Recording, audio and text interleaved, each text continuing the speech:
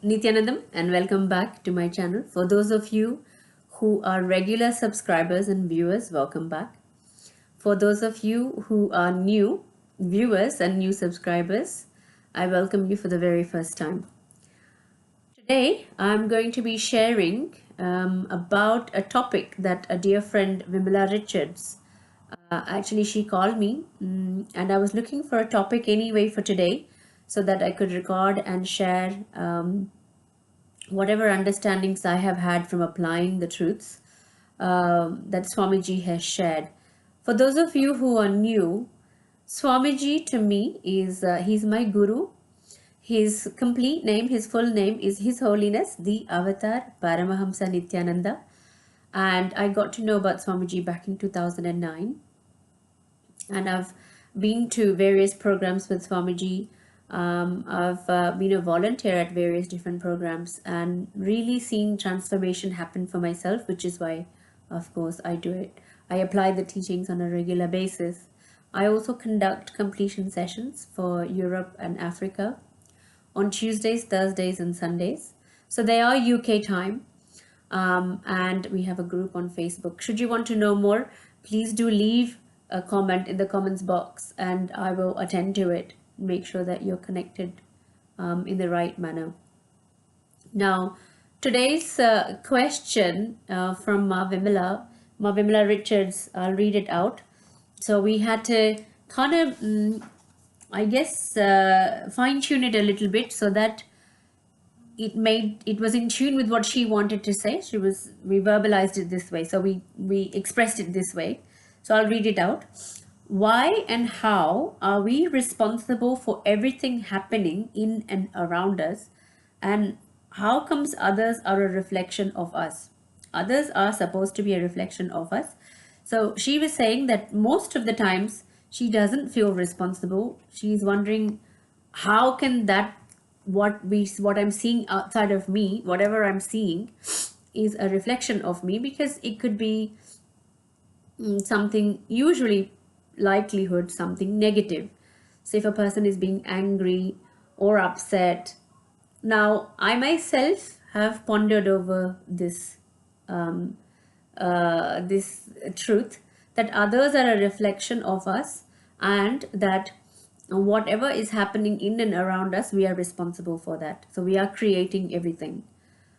So let me keep it simple once again and see if I can explain through my own experience. So I'll tell you something, or I'll share about something that happened with me in my early days with Swamiji.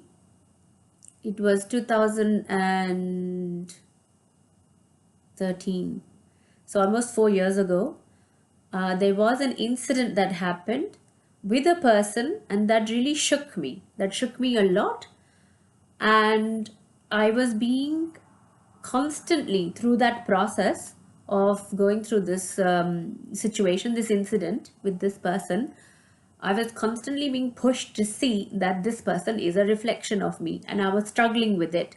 So I'll share about that. So that should hopefully shed some light on how this is a truth, and when we apply it, how it can really bring a gem of a realization, of an insight for us. Okay, so here goes.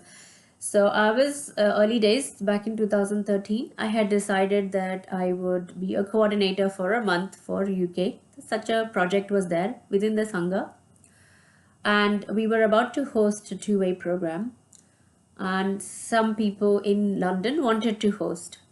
One such person was not very far from me, didn't live very far from me, and they said, we want to host. So I said, sure. We were coordinating everything. There were about 5 centers supposedly wanting to host the program that Swamiji was going to conduct very early 2013. And whilst organizing everything, I had picked up the responsibility to ensure that everything got executed. I got a phone call from one of the people that wanted to host, and they said, you need to come to my house now. I said, okay, I'm not able to come immediately because I was in the middle of something. We do have a meeting later on today to discuss just these kind of things that you're worried about. Why don't we discuss it at that time, and then I can figure out a time that I can come, maybe Thursday or something. This was on a call, and the person just lost their rag or cool or whatever, and they started yelling and saying, "You're a liar, you are this, that," all sorts of words came out, and I I was literally shaken inside. I was shaken and taken aback that this kind of a reaction had happened. So obviously, I went into a fear mode. I shrunk and I didn't want to talk to this person ever again. So that was my trigger point. I felt really like, if I were to use another word, it was like more like violated. And obviously, Swamiji says we cannot be, but I was experiencing that at that moment in time. And I had a complete shutdown and shrink.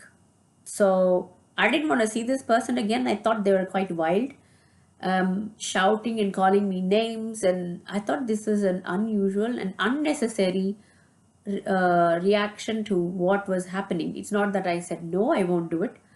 I was actually getting them to see they were responsible for enriching people to attend the workshop. That wasn't happening in any case. All I remember is the initial now. All I remember is that initial shouting, shrieking, "You're a liar," from the top of the voice, and that, anyway. So obviously, whilst going through all of that, Swamiji's teachings that everything happening around you, in and around you, you're responsible, and the other person is a reflection of you. And I thought, how can this be a reflection of me? And it took me 2 months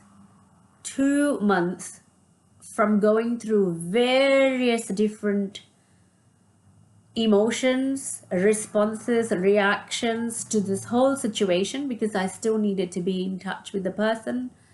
They were attempting to get me to meet them. I didn't want anything to do with them. All sorts of things, from wanting to give up the whole coordinator thing, give up. Literally, I spiraled down to a point where I didn't want to even connect with anybody in the Sangha. So I went from that point of wanting to give up into complete darkness to a point where I, one day, after the 2 months, within 2 months of that time, I actually saw how and what was a reflection that I needed to see. So the reflection was that just as I was fearful, or I get fearful in certain situations, the other person was also getting triggered by fear, hence their reaction. They reacted the way they reacted because they themselves were being triggered by fear. Now, when I understood that on a deep level and a deep click happened for me, so much completion happened that even after that, it's not that the person stopped, that they changed or they stopped reacting a certain way. They became a lot softer towards me, and we were able to go out for a meal and get to a space of completion. But even when they shouted again, ever again in other meetings, I was not actually affected by it anymore. So it was like a neutral zone happened as soon as I figured out for myself how and what is reflected in me.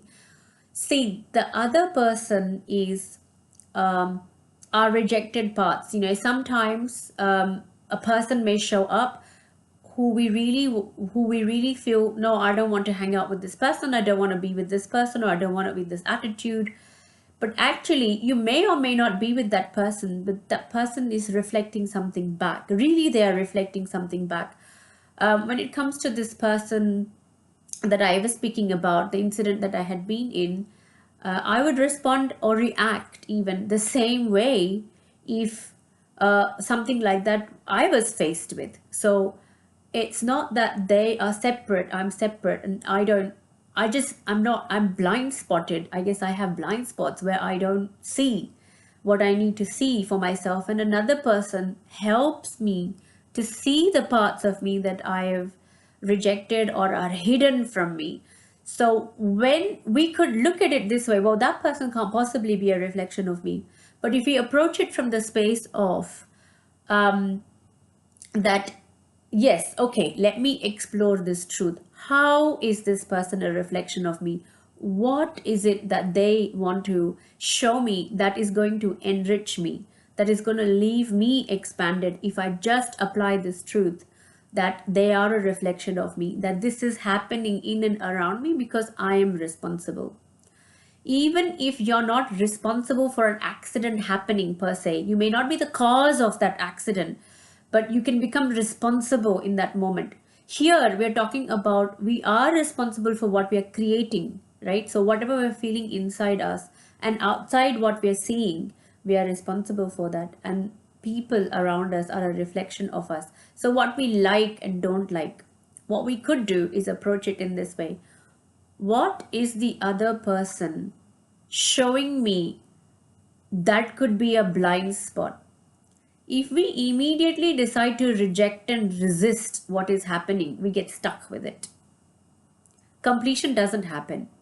But if we can go into the space of, okay, this person is showing me something that is going to leave me enriched, I have an opportunity here to create oneness for myself, to be finally completed from a blind spot, from possibly something I've rejected about myself, something that is hiding in the darkness of unawareness, then that approach can lead us to a deep completion, which could, you know, leave us obviously feeling liberated. So, Ma Vimala, I would invite you to look at the whole truth and the situation that you're facing by first applying this truth that Swamiji shared, applying it and really digging, going past the resistance, dropping the resistance at Swamiji's feet, and then taking it to the next step and saying, okay, let me just sit here and see exactly how it takes certain energy to digest the truth when we see it. It wasn't easy for me to digest that this person shouting at me is somehow a reflection of me. If I look even deeper, that is how I was likely behaving with myself, inside myself, and with other people when I felt that they were lying, right? So from the space of perception, likelihood is I have treated people like that in my life myself and treated myself the same way. So I hope that this video, Vimala Richards, has really supported towards more clarity for you. If it has not, please do let me know. For the other viewers, if there's further clarity you would like, please let me know, and I would love to expand on it. It supports me also to look in deeper into myself while I share, and to make sure that I've caught all the angles, that I have not left anything as a blind spot. So this is an opportunity for me to also expand. So I welcome your comments, and I welcome more questions from yourself, and I'd love to shoot more videos as a way of interacting with you and interacting with life. So thank you so much for your time and listening. Of course, for even more in-depth awareness, initiations, liberation, highly recommend attending Inner Awakening with Swamiji himself. The initiations that Swamiji gives are, of course, unmatchable, unbeatable. I'm here just for any clarity that I can shed, or any light I can shed on any doubts. As a disciple or as a newcomer, somebody may be having. But the real pièce de résistance, as you know, I say, is Swamiji himself. There are several Inner Awakenings coming up. There is also a 2-day program in August, at the end of August 26th, 27th, called Glimpses of Mahasadashivoham. You're welcome to join that. I will be, as usual, giving all the details for that, for those programs in the information box. So just watch out for that.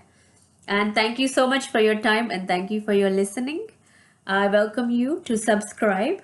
If you have not already subscribed, and please do share the videos. So if you have found it useful, if you found it enriching, then do please share it with others so they can also benefit, and leave me some constructive feedback so I can also expand. Thank you. Nityanandam.